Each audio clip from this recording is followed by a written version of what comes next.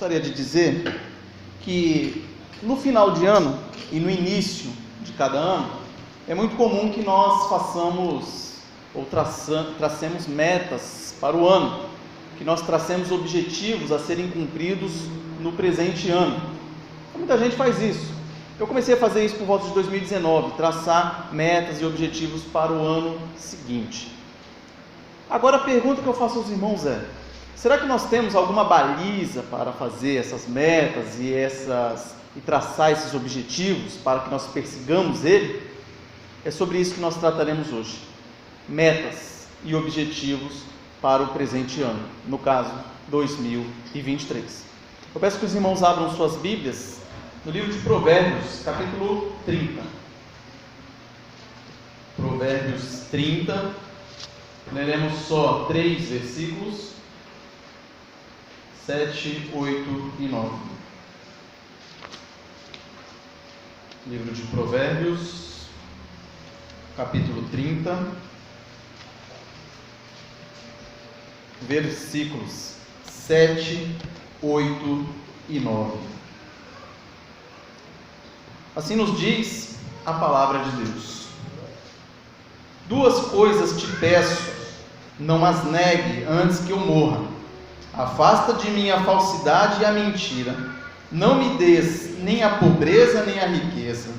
Dá-me o pão que me for necessário, para não suceder que, estando eu farto, te negue e diga: quem é o Senhor? Ou que, empobrecido, venha a furtar e profane o nome de Deus. Senhor meu Deus, a Tua palavra foi lida nesse instante. Nós pedimos o auxílio do Teu Santo Espírito, tanto para que seja exposta a Tua palavra de maneira fiel, como para que os irmãos entendam o que o Senhor tem para nos dizer e que saiamos daqui edificados por meio da Tua palavra. Em nome de Jesus. Amém. Se os irmãos puderem deixar suas Bíblias abertas, nós voltaremos um pouco nesses versículos. Então, meus irmãos, o primeiro ponto seria o que o sábio pede a Deus aqui. No versículo 7 ele diz: duas coisas te peço, e o primeiro pedido é: afasta de mim a falsidade e a mentira. Esse primeiro pedido que ele faz, ele ecoa os versículos anteriores, o 5 e o 6, que vão dizer o seguinte: toda palavra de Deus é pura, ele é escudo para os que nele confiam. Nada acrescentes às suas palavras, para que não te repreenda e sejas achado mentiroso. Então nós vivemos um período em que a verdade absoluta, ela é relativizada. Nós vivemos um período na sociedade chamado de pós-modernidade. Esse período ele se diferencia do período da modernidade, que é o que antecede, principalmente pela questão da verdade. No período da modernidade, a verdade ainda era crida. As pessoas ainda acreditavam que existia a verdade absoluta ainda era possível. As pessoas acreditavam muito na ciência naquele período. Só que depois que nós entramos nesse período de pós-modernidade, onde muitos estudiosos datam como sendo a partir da Revolução Francesa de 1789, nós passamos para um período em que as verdades começaram a ser relativizadas. Então hoje, se eu digo que essa parede é branca, pode ser que alguém diga que é branca para mim, mas para ela não.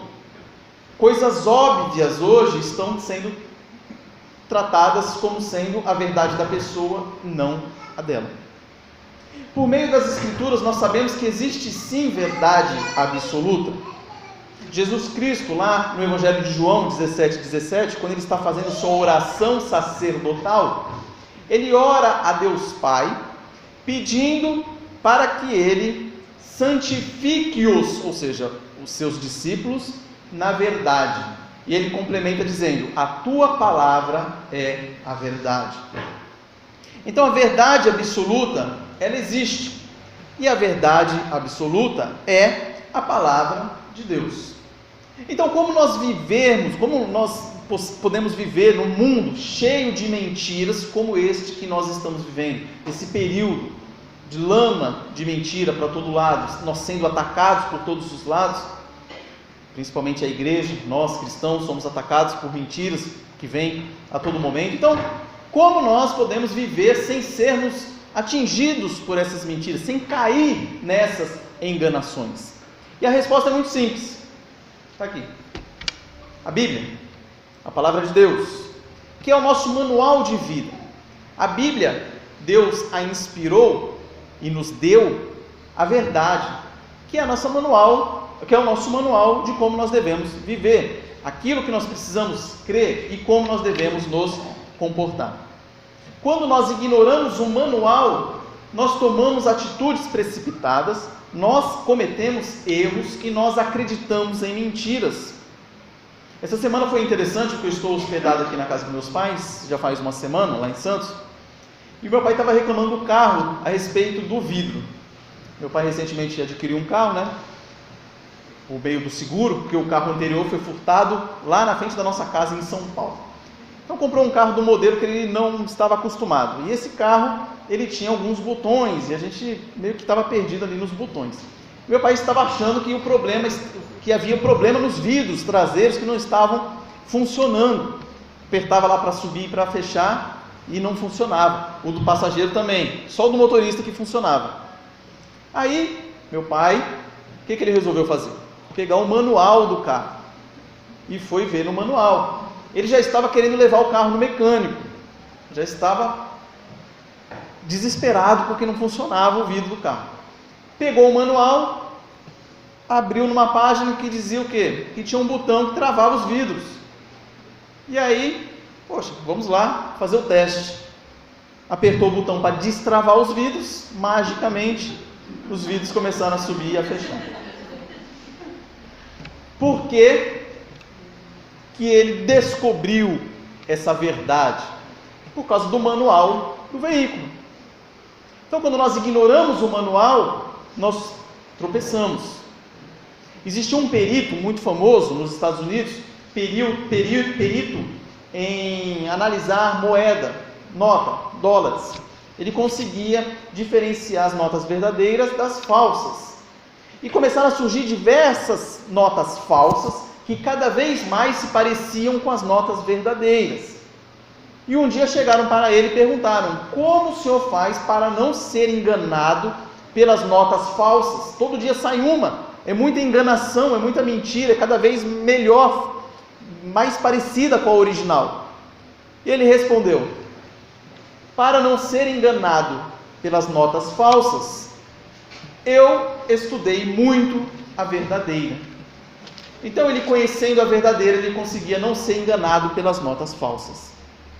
Então, nesse primeiro ponto, quando o sábio pede para que Deus o livre das falsidades, das mentiras, nós temos que entender que nós só podemos ser libertos ou afastados da mentira e da falsidade conhecendo a palavra de Deus, o nosso manual.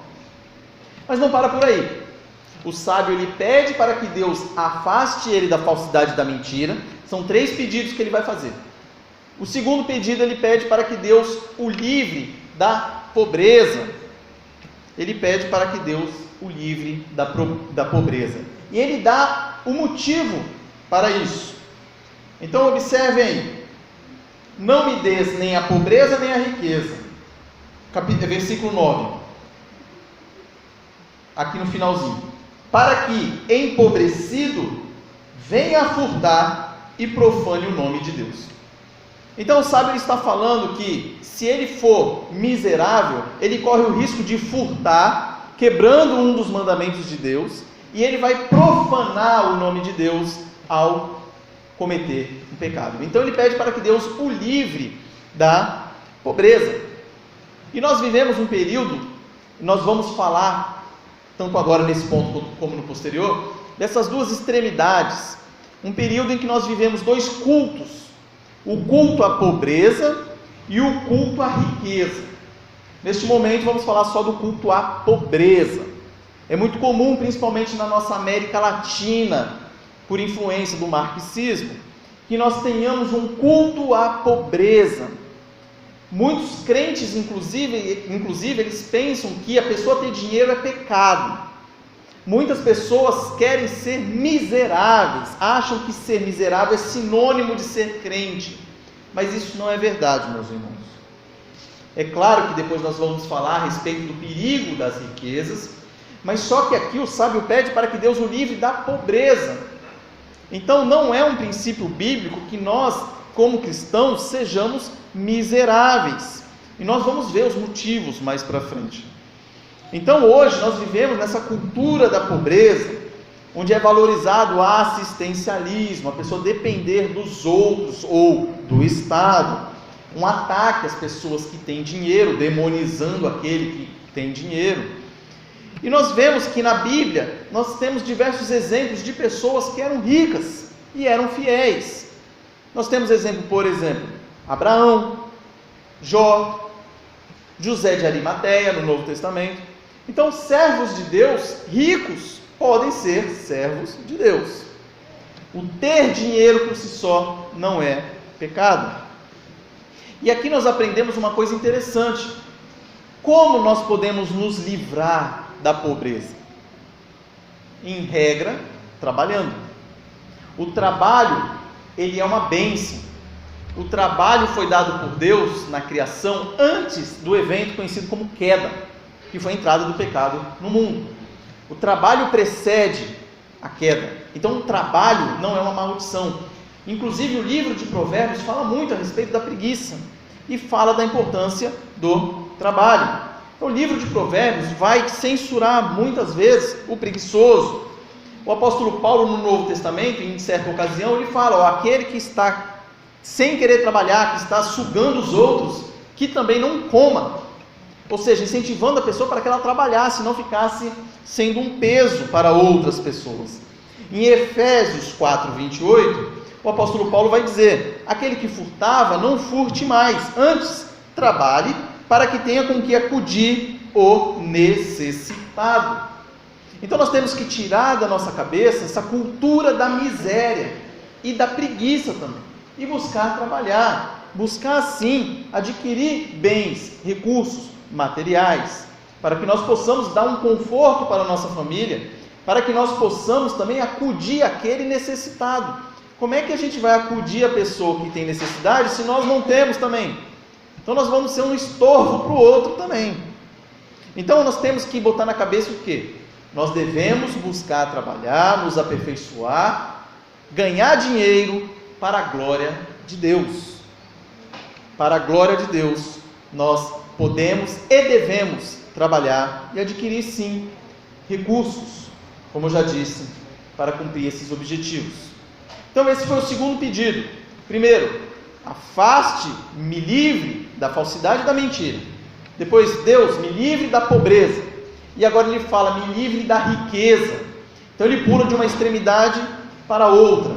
E ele vai dizer o motivo. Por que, Senhor, me livrar da riqueza? Ele vai dizer: para não suceder que, estando eu farto, te negue e diga: quem é o Senhor? Então a riqueza, ela é um perigo também, porque nós temos a tendência, quando nós temos recursos materiais, de colocar isso no lugar de Deus. E idolatria é tudo aquilo que nós colocamos no lugar de Deus. Então a pessoa que tem muito dinheiro, ela corre esse risco de deixar de ser dependente de Deus para ser dependente do dinheiro. E isso é um problema. Então, como eu já disse anteriormente, ter dinheiro não é pecado em si. O pecado é a idolatria ao dinheiro. Colocar o dinheiro no lugar de Deus. O ser rico faz com que nós possamos tropeçar em diversas coisas, como na idolatria, como no esbanjamento. Eu tenho muito dinheiro, eu começo a me ver melhor do que o outro. Eu posso ser orgulhoso, eu posso ser egoísta. Eu tenho muito, mas eu quero cada vez mais, e o outro que precisa, deixa ele para lá. Eu corro o risco de dizer: eu trabalho e adquiro dinheiro, ele que trabalha e adquira também. Então nós deixamos de ser misericordiosos também. É um dos riscos do dinheiro. Eu peço que os irmãos abram na primeira carta de Timóteo, 1 Timóteo 6. quando o apóstolo Paulo estava orientando o seu pupilo, Timóteo, e ele diz umas coisas interessantíssimas aqui. 1 Timóteo 6, versículos 9 e 10. Vejam o que ele diz: ora, os que querem ficar ricos caem em tentação e cilada, e em muitas concupiscências insensatas e perniciosas, as quais afogam os homens na ruína e perdição. Porque o amor ao dinheiro é a raiz de todos os males, e alguns nessa cobiça se desviaram da fé e a si mesmos se atormentaram com profundas dores. Então percebam esse perigo da busca incessante pela riqueza. E muitas pessoas colocam como objetivo, quando vira o ano, ganhar dinheiro, ficar rico, ficar milionário. Nós devemos observar onde está o nosso coração, que não pode ser na busca desenfreada em ficar rico, milionário, para abastecer o nosso próprio ego. E aí ele continua, ele pede todas essas coisas: me livre da falsidade, me livre da mentira, me livre da pobreza e me livre da riqueza. E ele faz um último pedido. Ele vai dizer: dá-me o pão que me for necessário. Nem riqueza, nem pobreza, o suficiente. Em 1 Timóteo mesmo, onde nós estamos, no capítulo 6, versículo 6, ele vai dizer, de fato, grande fonte de lucro é a piedade com o contentamento. Então, nessa passagem, nesse último pedido, nós observamos que ele dá uma lição para nós de contentamento. Estando pobres, estando ricos, devemos estar contentes. É importante nós definirmos o que é ser contente. Ser contente não é apenas estar dando risada na desgraça sua ou alheia. O contente aqui é contentamento, é um estado de espírito, é um fruto do Espírito que habita em nós, que cremos em Jesus como nosso único e suficiente Salvador. Então esse contentamento, ele vem como fruto do Espírito para que nós nos contentemos, seja na pobreza e seja na riqueza. E olha que interessante, essa parte é muito semelhante com a oração do Pai Nosso, que quase 1000 anos depois vai ser feita por Jesus Cristo ensinando os seus discípulos. O que ele diz? O pão nosso de cada dia dá-nos hoje. O pão nosso de cada dia. E aqui ele diz: dá-me o pão que me for necessário. Então o sábio pede o suficiente para que ele não roube, o suficiente para que ele não ignore Deus e substitua Deus pelo dinheiro. Conclusão, meus irmãos: quem escreveu esse capítulo de Provérbios, capítulo 30, foi Agur, filho de Jaque, de Massá. Isso está lá no primeiro versículo. Pouco se sabe dele na Bíblia, mas sabemos que foi inspirado por Deus, pois as suas palavras estão na Bíblia. Então, Agur, o sábio, inspirado por Deus, ou seja, a palavra de Deus, ele pede para que Deus o livre de 3 coisas: da falsidade e da mentira, da pobreza e da riqueza. Pede para que livre ele disso. E por fim ele pede o suficiente para que ele tenha uma vida que agrade a Deus. O famoso reformador Martinho Lutero, certa vez, perguntaram para ele, um sapateiro, o que ele deveria fazer agora que ele tinha sido convertido. Ele era sapateiro, se converteu. E agora, o que eu faço? E Lutero disse para ele: agora você faça um excelente sapato e venda pelo preço justo. Foi essa lição que ele deu para ele. Se contente com aquilo que Deus nos dá. 4 aplicações breves, meus irmãos, que se todos saírem daqui com essas 4 coisas na cabeça e no coração, a gente já vai ficar muito feliz. Cada uma relacionada com uma das conclusões. Então a primeira: como fugir ou como ser liberto da falsidade e da mentira? Leia um capítulo da sua Bíblia todos os dias. Se você ler bem devagar, você vai demorar 15 minutos para ler um capítulo da sua Bíblia. É o tempo que você demora no WhatsApp, às vezes, para responder uma pessoa durante o dia. Então, primeira aplicação: leia um capítulo da sua Bíblia todos os dias desse ano de 2023, lembrando de orar antes de ler. Você já mata 2 coelhos. Já conhece a Bíblia e já ora mantendo comunhão com o nosso Deus.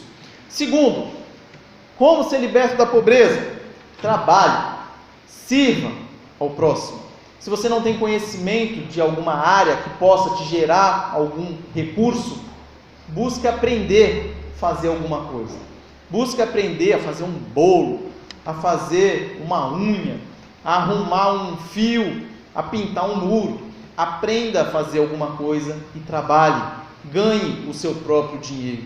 Não seja um estorvo na vida dos pais ou de quem quer que seja. Então, segundo ensinamento: me livre da pobreza, trabalhe, sirva ao próximo, se aperfeiçoe. Terceiro, fugir da riqueza. Ajude as pessoas com o recurso que você tem. Se você tem muito dinheiro, não acumule esse dinheiro apenas para você, pensando para que, se der uma zebra amanhã, pelo menos eu tenho dinheiro guardado aqui. É claro que nós não podemos ser irresponsáveis, mas nunca nós podemos deixar de ajudar as pessoas que estão precisando. Então use um pouco do seu dinheiro para ajudar e abençoar outras pessoas. Lembre-se que tudo que nós temos foi Deus que nos deu, para que nós cuidemos, para que nós sejamos mordomo das coisas que Ele nos dá. Então você tem para mais? Está sobrando? Ajude alguém. E por fim, para viver com contentamento, pare de murmurar, pare de reclamar. Quando vier um motivo de reclamação na sua cabeça, feche a boca, não fale. E na primeira oportunidade que tiver, substitua a sua murmuração, a sua reclamação, por um agradecimento a Deus. Em tudo, dai graças. Veio um motivo de reclamar, pare, reflita, espere e mude, e ao abrir a sua boca, agradeça. São muitos os agradecimentos que nós temos que fazer a Deus por todas as bênçãos que Ele tem derramado em nossas vidas. Com isso eu encerro, meus irmãos, que Deus nos abençoe e nos faça ser melhores neste ano de 2023, mais parecidos com o nosso Jesus, e avancemos no nosso processo de santificação. Deus abençoe a cada um de nós. Amém.